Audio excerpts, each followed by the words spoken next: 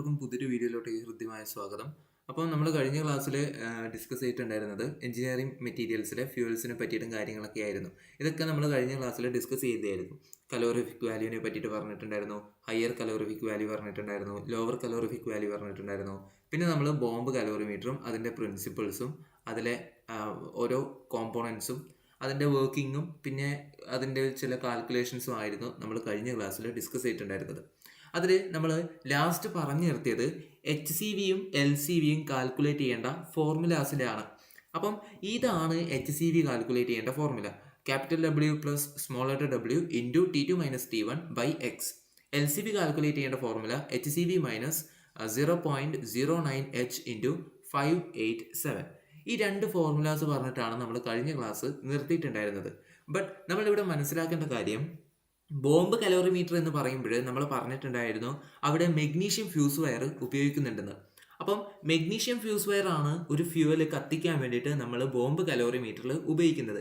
അപ്പോൾ ഈ magnesium fuse wire എന്ന് പറയുന്നത് ഒരു വയറാണ്. ഈ ഒരു മെഗ്നീഷ്യം ഫ്യൂസ് വയർ ചൂടാകുമ്പോൾ അവിടെ ഒരു ഹീറ്റ് ജനറേറ്റ് ആവുന്നുണ്ട്. അപ്പം കലോറിമീറ്റർ എന്താണ് ചെയ്യുന്നത്, അല്ലെങ്കിൽ ഈ ഒരു കലോറിഫിക് വാല്യൂ നമ്മൾ എങ്ങനെയാണ് മെഷർ ചെയ്യുന്നത്? നമ്മൾ ഈ ഒരു ഫ്യൂവൽ കത്തിക്കുമ്പോൾ ആ കത്തിച്ചിട്ട് പുറത്തോട്ടേക്ക് പോകുന്ന ഹീറ്റിനെ മെഷർ ചെയ്തുകൊണ്ടാണ് നമ്മൾ കലോറിഫിക് വാല്യൂ കണ്ടുപിടിക്കുന്നത്, അല്ലേ? അപ്പം ഈ ഒരു ഫ്യൂവൽ കത്തിച്ചിട്ട് പുറത്തു പോകുന്ന ഹീറ്റിൻ്റെ ഒപ്പരം തന്നെ ഈ ഒരു മെഗ്നീഷ്യം ഫ്യൂസ് വയറിൻ്റെ ഹീറ്റ് കൂടി ഉണ്ടാവില്ലേ? ഒന്ന് ചിന്തിച്ച് നോക്കിയേ. അതായത് ഈ ബോംബ് കലോറിമീറ്ററിൽ മെഗ്നീഷ്യം ഫ്യൂസ് വയർ ഉണ്ട്. ഈ മെഗ്നീഷ്യം ഫ്യൂസ് വയർ ആണ് നമ്മൾ ഈ ഫ്യൂവലിനെ കത്തിക്കുന്നത്. അപ്പോൾ ഈ മെഗ്നീഷ്യം ഫ്യൂസ് വയറും അവിടെ ചൂടാകുന്നുണ്ട്. അപ്പോൾ ഈ മെഗ്നീഷ്യം ഫ്യൂസ് വയറിലും ഒരു ചൂട് അല്ലെങ്കിൽ ഒരു ഹീറ്റ് ജനറേറ്റ് ആവുന്നുണ്ട്. അപ്പം ഈ ഫ്യൂവൽ കത്തിയിട്ട് പുറത്തോട്ട് പോകുന്ന ഹീറ്റിനോട് കൂടെ തന്നെ ആരുടെ ഹീറ്റ് കൂടിയുണ്ട്? മെഗ്നീഷ്യം ഫ്യൂസ് വയറിൻ്റെ ഹീറ്റ് കൂടിയുണ്ട്. കൂടാണ്ട് ഈ ഒരു ഫ്യൂവലിൽ ഹൈഡ്രജനോ സൾഫറോ ഒക്കെ ഉണ്ടെങ്കിൽ ഇവിടെ എന്താണ് ഫ്യൂവൽ നടക്കുന്നത്? കമ്പഷനാണ്. ഫ്യൂവലിൽ എന്താണ് ചെയ്യുന്നത്? കമ്പഷനാണ് നടക്കുന്നത്. അപ്പോൾ ഈ ഫ്യൂവലിൽ ഹൈഡ്രജനോ സൾഫറോ ഒക്കെ ഉണ്ടെങ്കിൽ ഈ കമ്പഷനിൽ ഈ ഒരു ഹൈഡ്രജനും ഓക്സിജനും ഒക്കെ ആയിട്ട് കൂടിച്ചേർന്ന്, അല്ലെങ്കിൽ സൾഫറും ഹൈഡ്രജനും ഓക്സിജനും ഒക്കെ ആയിട്ട് കൂടിച്ചേർന്ന് എന്താണ് സൾഫ്യൂരിക് ആസിഡും മറ്റ് കാര്യങ്ങളൊക്കെ ഉണ്ടാകുന്നുണ്ട്. അപ്പം ഈ ഒരു റിയാക്ഷൻ നടക്കുമ്പോഴും അവിടെ ഒരു ഹീറ്റ് ജനറേറ്റ് ചെയ്യുന്നുണ്ട്. അപ്പം ഈ ഒരു ഹീറ്റും ഈ ഒരു നമ്മൾ കാൽക്കുലേറ്റ് ചെയ്യുന്ന മെഷർമെൻറ്റിൽ വരുന്നുണ്ട്. അപ്പം ഇങ്ങനെയുള്ള ഒരുപാട് എറേഴ്സ്, ഇങ്ങനെയുള്ള ഒരുപാട് ഒരു തൃപ്തികരമല്ലാത്ത കാര്യങ്ങൾ ഈ ഒരു മെഷർമെൻറ്റിൽ അല്ലെങ്കിൽ ഈ ഒരു പ്രോസസ്സിൽ നടക്കുന്നുണ്ട്. അതെന്തൊക്കെയാണ് എന്നാണ് നമ്മൾ നോക്കാൻ വേണ്ടിയിട്ട് പോകുന്നത്. ഇവിടെ ചില കറക്ഷൻസ് ഉണ്ട്. ഏതൊക്കെയാണത്? നമുക്ക് കൃത്യമായിട്ടുള്ള വാല്യൂ കിട്ടാൻ വേണ്ടിയിട്ട് ഇവിടെയുള്ള ചില കാര്യങ്ങൾ നമ്മൾ മനസ്സിലാക്കേണ്ടതായിട്ടുണ്ട്. ഫസ്റ്റ് വൺ എന്ന് പറയുന്നത് ഫ്യൂസ് വയർ കറക്ഷൻ. അതായത് ഞാൻ പറഞ്ഞു ഈ ഫ്യൂവൽ കത്തിക്കുമ്പോൾ മെഗ്നീഷ്യം ഫ്യൂസ് വയറിൻ്റെ ഹീറ്റ് കൂടിയുണ്ട്. അപ്പം യഥാർത്ഥത്തെ ഫ്യൂവലിൻ്റെ ആ ഒരു ഹീറ്റ് കണ്ടുപിടിക്കാൻ വേണ്ടിയിട്ട് ഈ മെഗ്നീഷ്യം ഫ്യൂസ് വയറിൻ്റെ ഹീറ്റ് കുറച്ചാൽ പോരെ? മനസ്സിലാവാത്തവർക്ക് വീണ്ടും പറഞ്ഞുതരാം. അതായത് ഈ ഫ്യൂവൽ കത്തിക്കുമ്പോൾ ഈ ഫ്യൂവൽ കത്തിയിട്ട് പോകുന്ന ഹീറ്റിനെയാണ് നമുക്ക് മെഷർ ചെയ്യേണ്ടത് ഈ ബോംബ് കലോറിമീറ്റർ ഉപയോഗിച്ചിട്ട്. എന്നിട്ടാണ് അതുവഴിയാണ് നമുക്ക് കലോറിഫിക് വാല്യൂ കിട്ടുന്നത്. ഓക്കെയാണ്. അപ്പം ഈ ഫ്യൂവൽ കത്തിയിട്ട് പുറത്തോട്ട് പോകുന്ന ഹീറ്റാണ് നമുക്ക് വേണ്ടത്. ഫ്യൂവൽ കത്തിയിട്ട് പുറത്തോട്ട് പോകുന്ന ഹീറ്റ്. ഈ ഫ്യൂവൽ കത്തുമ്പോൾ തന്നെ മെഗ്നീഷ്യം ഫ്യൂസ് വയർ ആണ് ബോംബ് കലോറിമീറ്ററിൽ ഈ ഫ്യൂവൽ കത്തിക്കാൻ വേണ്ടിയിട്ട് ഒരു സ്പാർക്ക് കൊടുക്കുന്നത്.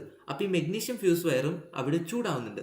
അപ്പം മെഗ്നീഷ്യം ഫ്യൂസ് വയറിൻ്റെ ഹീറ്റ് കൂടി എന്ത് ചെയ്യുന്നുണ്ട്? പുറത്തോട്ട് വരുന്നുണ്ട്. ഇപ്പോൾ ഏതിൻ്റെയൊക്കെ ഹീറ്റാണ് വരുന്നത്? ഫ്യൂവൽ കത്തിയതിൻ്റെ ഹീറ്റും അതേപോലെ തന്നെ മെഗ്നീഷ്യം ഫ്യൂസ് വയറിൻ്റെ ഹീറ്റും. ഈ രണ്ട് ഹീറ്റും കമ്പൈൻ ചെയ്തിട്ടാണ് നമുക്ക് ഫൈനൽ ഹീറ്റ് കിട്ടുന്നത്. അതിൽ യഥാർത്ഥത്തെ ഫ്യൂവലിൻ്റെ ഹീറ്റ് കിട്ടാൻ വേണ്ടിയിട്ട് മെഗ്നീഷ്യം ഫ്യൂസ് വയറിൻ്റെ ഹീറ്റ് കുറച്ചാൽ പോരെ? സെറ്റാണ്. അതാണ് ഇവിടെ പറഞ്ഞിരിക്കുന്നത്.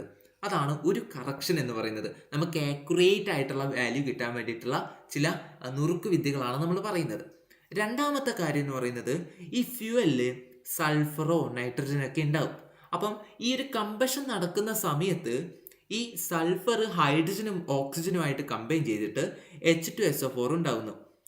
അതേപോലെ തന്നെ ഈ നൈട്രജൻ ഹൈഡ്രജനും ഓക്സിജനുമായിട്ട് കമ്പൈൻ ചെയ്തിട്ട് 2HNO3 ഉണ്ടാകുന്നു.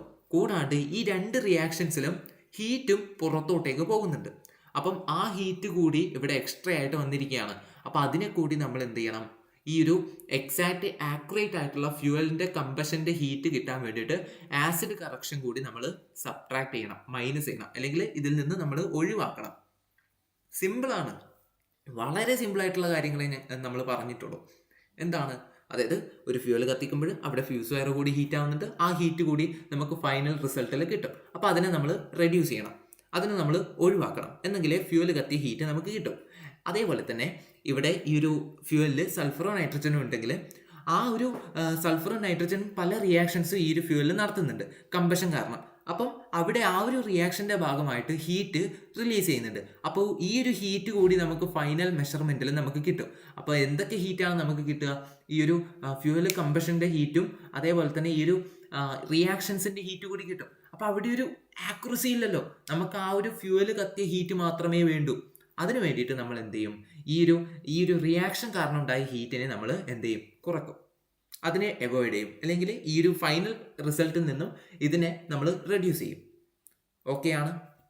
ദെൻ പിന്നെ ഒരു കറക്ഷൻ എന്ന് പറയുന്നത് കൂളിംഗ് കറക്ഷനാണ്. ഇതെന്ന് വെച്ചാൽ ഈ ഒരു ഫ്യൂവൽ കത്തിക്കുമ്പോഴൊക്കെ റേഡിയേഷനായിട്ട് കുറച്ച് ഹീറ്റ് നമുക്ക് നഷ്ടമാകുകയാണ് ഇവിടെ ചെയ്യുന്നത് കൂളിംഗ് കറക്ഷനിൽ. അതായത് ഈ ഒരു പ്രോസസ്സിൻ്റെ ഭാഗമായിട്ട് ചില കുറച്ച് ഹീറ്റ് റേഡിയേഷൻ വഴി പുറത്തോട്ടേക്ക് നഷ്ടമായി പോകുന്നുണ്ട്. അപ്പം അതിനെ നമ്മൾ കൺസിഡർ ചെയ്യണം. അതിനു വേണ്ടിയിട്ട് നമ്മൾ എന്ത് ചെയ്യും? നഷ്ടപ്പെട്ടു പോയ സാധനത്തിനെ നമ്മുടെ വാല്യൂയിലേക്ക് ആഡ് ചെയ്യും. അതായത് ഫ്യൂവലിൻ്റെ യഥാർത്ഥ കമ്പഷനാണ്, ആ ഒരു ഹീറ്റിനെയാണ് നമുക്ക് കിട്ടേണ്ടത്. ആ ഹീറ്റിൽ നിന്നൊരു റെഡ്യൂസ് ആണ് വന്നിരിക്കുന്നത്. ആ ഹീറ്റിൻ്റെ കുറച്ച് ഭാഗം റേഡിയേഷൻ വഴി പുറത്തോട്ടേക്ക് പോകും. ആ പുറത്തോട്ടേക്ക് പോയ റേഡിയേഷൻ വഴി പുറത്തോട്ടേക്ക് പോയ സാധനത്തിനെ നമ്മൾ വീണ്ടും നമ്മൾ പരിഗണിക്കണ്ടേ? എന്തെങ്കിലല്ലേ കറക്റ്റ് ആയിട്ടുള്ള ആക്യുറേറ്റ് ആയിട്ടുള്ള വാല്യൂ കിട്ടും. അതിന് വേണ്ടിയിട്ട് അതിനെ നമ്മൾ ആഡ് ചെയ്യും. സോ അങ്ങനെ ഫൈനൽ ഈ ഒരു ഇക്വേഷൻ HCVയുടേത് ഈ ഒരു രീതിയിലായിട്ട് വരും. Capital W plus small letter W into T2 minus T1 plus cooling correction minus acid correction plus fuse wire correction by X.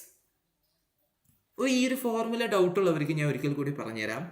നമ്മളിവിടെ മനസ്സിലാക്കേണ്ടത് ആസിഡ് കറക്ഷനും ഫ്യൂസ് വയർ കറക്ഷനും എക്സ്ട്രാ ആയിട്ട് ഉണ്ടാകുന്ന ഹീറ്റാണ്. അതിനെ നമ്മൾ റെഡ്യൂസ് ചെയ്യാണ് വേണ്ടത്. അപ്പം HCVയുടെ ഫോർമുല നമ്മൾ ആദ്യം പഠിച്ചത് W plus W into T2 minus T1 by x എന്നാണ്.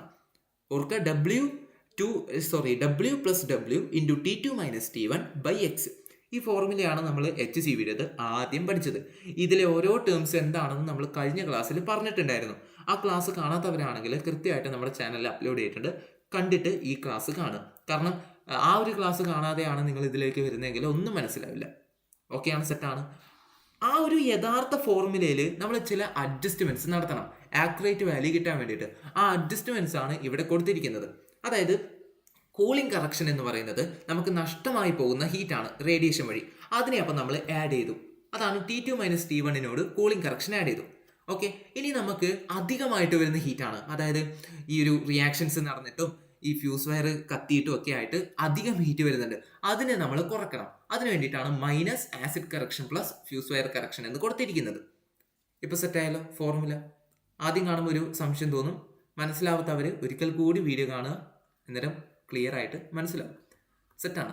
ഓക്കെ, പിന്നെ ഇതുമായിട്ട് ബന്ധപ്പെട്ടുള്ള ചില ന്യൂമറിക്കൽസ് ആണ് നമുക്ക് നോക്കാനുള്ളത്. കാരണം എക്സാമിന് നമ്മളോട് ന്യൂമറിക്കൽസ് കൂടി ചോദിക്കും. ഇത് സിമ്പിളാണ്, ഇത് ഞാൻ പറഞ്ഞു തരില്ല, നിങ്ങൾ ഒറ്റയ്ക്ക് വായിക്കുക, എന്നിട്ട് ഈ ഒരു ഫോർമുല ഉപയോഗിച്ചിട്ട് ഉത്തരം കണ്ടുപിടിക്കുക. HCVയും LCVയും കണ്ടുപിടിക്കാൻ വേണ്ടി ചോദിച്ചിട്ടുണ്ട്, അത് കണ്ടുപിടിക്കുക. ഫൈനൽ ആൻസർ 12,638 കലോറി പെർ ഗ്രാമും അതേപോലെ തന്നെ LCV 12,601 കലോറി പെർ ഗ്രാമുമാണ് കിട്ടുക. അത് ജസ്റ്റ് നിങ്ങളൊന്ന് ഫൈനൽ ആൻസർ ഇതൊന്ന് ഈ ഫോർമുല സബ്സ്റ്റിറ്റ്യൂട്ട് ചെയ്യുക. ഓരോ കാര്യങ്ങൾ ഇതിലുണ്ട്. Hനെ നമ്മൾ 0.7% ആയിട്ടാണ് എടുക്കുക. 0.7 ആണ് H. ഓക്കെയാണ്. അത് മാത്രമായിരിക്കും നിങ്ങൾക്കൊരു കൺഫ്യൂഷൻ വരിക. വേറെ കൺഫ്യൂഷൻ വരാനായിട്ട് ഇവിടെ ഒന്നുമില്ല. ഇവിടെ 26.5 degree Celsius to 29.2 degree Celsius ആണ്. അവിടെ ഡിഗ്രിന്ന് ടൈപ്പ് ചെയ്യേണ്ട ബുദ്ധിമുട്ട് കാരണമാണ് അവിടെ C മാത്രം വരുന്നത്. എവിടെ ഈ ഒരു നമ്മളെ on burning 0.83 gram of a solid fuel in a bomb calorimeter. The temperature of 35,000 gram of water increased from 26.5 degree Celsius to 29.2 degree Celsius ആണ് എന്ന് ജസ്റ്റ് ഒന്ന് ഓർക്കുക. ഒന്നുമില്ല, ഇവിടെ നമ്മളോട് ഫ്യൂസ് വയർ കറക്ഷനെ പറ്റിയിട്ടോ ആസിഡ് കറക്ഷനെ പറ്റിയിട്ടോ കൂളിംഗ് കറക്ഷനെ പറ്റിയിട്ടോ ഒന്നും ഈ ക്വസ്റ്റ്യനിൽ പറഞ്ഞിട്ടില്ല. അതുകൊണ്ട് തന്നെ നമ്മൾ അതിനെയൊന്നും ഈ ഒരു ക്വസ്റ്റ്യനിൽ പരിഗണിക്കേണ്ട ആവശ്യമില്ല. അപ്പം നമുക്ക് ഈ ഒരു ഫോർമുല എടുക്കാം. HCV = capital W plus small letter W into T2 minus T1 by x എന്ന് പറഞ്ഞെടുക്കാം. ഓക്കെയാണ്. LCVനെ HCV മൈനസ് 0.09H ഇൻറ്റു 587 എന്ന് എടുക്കാം. പക്ഷേ ഇവിടെ മറ്റൊരു ക്വസ്റ്റ്യൻ ഞാൻ തന്നിട്ടുണ്ട്. ഇവിടെ നിങ്ങളോട് ആസിഡ് കറക്ഷനെ പറ്റി പറഞ്ഞിട്ടുണ്ട്, ഫ്യൂസ് വയർ കറക്ഷനെ പറ്റിയിട്ട് പറഞ്ഞിട്ടുണ്ട്, എല്ലാ കാര്യങ്ങളും പറഞ്ഞിട്ടുണ്ട്. ഈ ഒരു കേസിൽ നിങ്ങൾ എന്ത് ചെയ്യണം? ഈ ഒരു ഫോർമുലയാണ് ഉപയോഗിക്കേണ്ടത്, നമ്മൾ രണ്ടാമത് പറഞ്ഞ ഫോർമുല. ഇവിടെ നിങ്ങളോട് ആസിഡ് കറക്ഷനും ഫ്യൂസ് വയർ കറക്ഷനും തന്നു, കൂളിംഗ് കറക്ഷൻ തന്നിട്ടില്ല. തരാത്ത സാധനത്തിനെ നിങ്ങൾ എടുത്ത് എഴുതേണ്ട ആവശ്യമില്ല. ഇപ്പം ഈ ഒരു ക്വസ്റ്റ്യനിൽ നിങ്ങളോട് എന്താണ് കൂളിംഗ് കറക്ഷൻ തന്നില്ല എന്ന് കരുതുക. കൂളിംഗ് കറക്ഷൻ തന്നിട്ടില്ലെങ്കിൽ എന്താ, അവിടെ 0 ഇട്ട് കൊടുത്തേക്കുക. ആസിഡ് കറക്ഷനും ഫ്യൂസ് വയർ കറക്ഷനും തന്നിട്ടുണ്ടല്ലോ, അപ്പോൾ അവിടെ വാല്യൂസ് സബ്സ്റ്റിറ്റ്യൂട്ട് ചെയ്യാം. ഓക്കെയാണ്. ഇതാണ് ഈ ഒരു ന്യൂമറിക്കൽ ഭാഗമായിട്ട് നമുക്ക് പറയാനുള്ളത്. ഇനി അടുത്ത ക്ലാസ്സിൽ നമുക്ക് എന്ത് പറയണം? ഈ ഒരു അനാലിസിസ് ഓഫ് കോൾ ആണ് അടുത്ത ക്ലാസ്സിൽ നമുക്കുള്ളത്. അത് നമുക്ക് സെറ്റാക്കാം. അത് അടുത്ത ക്ലാസ്സിൽ നമുക്ക് അപ്ലോഡ് ചെയ്യാം. കാരണം ഇതിപ്പം ഒരു 11 മിനിറ്റ് ആയിട്ടുണ്ട്. അത് മറ്റൊരു ക്ലാസ്സിൽ നമുക്ക് പറയാം. ഇതിൻ്റെ ഈ ഒരു രണ്ടാമത്തെ പ്രോബ്ലത്തിൻ്റെ ആൻസർ വരുന്നത് 7168.5 കലോറി പെർ ഗ്രാമിലാണ് വരുന്നത്. ഓക്കെ, നമ്മൾ ആദ്യത്തെ ക്ലാസ്സിൽ പറഞ്ഞിട്ടുണ്ടായിരുന്നു HCVയും LCVയും ഒക്കെ യൂണിറ്റ് കലോറി പെർ ഗ്രാം ആണ് നമ്മൾ പറയുന്നത്. ഓക്കെ, അപ്പം ഈ ഒരു 2 പ്രോബ്ലവും നിങ്ങളൊന്ന് ചെയ്ത് നോക്കുക. ഈ ഒരു 2 പ്രോബ്ലംസ് ചെയ്ത് നോക്കുക. അങ്ങനെ ഈ ഒരു ഉത്തരം തന്നെയാണോ കിട്ടുന്നതെന്ന് പറയാം, കമൻറ്റ് ചെയ്യുക. വേണമെങ്കിൽ നിങ്ങൾക്ക് കിട്ടുന്നില്ലെങ്കിൽ നമുക്കിത് ഡീറ്റെയിൽ ആയിട്ട് സോൾവ് ചെയ്യുന്ന വീഡിയോ അപ്ലോഡ് ചെയ്യാം. അടുത്ത ക്ലാസ്സിൽ നമ്മൾ അനാലിസിസ് ഓഫ് കോൾ ആണ് പറയുന്നത്. സോ ഈ ഒരു വീഡിയോ ഇവിടെ വെച്ച് അവസാനിപ്പിക്കുകയാണ്. എന്ത് സംശയങ്ങളുണ്ടെങ്കിലും എന്ത് ബുദ്ധിമുട്ടുകളുണ്ടെങ്കിലും, ഞാൻ പറയുന്നതിൽ എന്തെങ്കിലും തെറ്റുകളുണ്ടെങ്കിൽ, അല്ലെങ്കിൽ ഞാൻ പറയുന്നത് മനസ്സിലാവുന്നില്ലെങ്കിൽ തീർച്ചയായിട്ടും കമൻറ്റ് ചെയ്യാം. കാരണം നിങ്ങളാണ് പഠിക്കേണ്ടത്, നിങ്ങളുടെ ആവശ്യമാണ് പഠിക്കേണ്ടത്. ഞാൻ അതിനനുസരിച്ചിട്ട് എൻ്റെ രീതികളാണ് ഞാൻ മാറ്റേണ്ടത്. ഓക്കെയാണ്. അപ്പം മറ്റൊരു വീഡിയോ നമുക്ക് വീണ്ടും കാണാം. See you soon. ബൈ.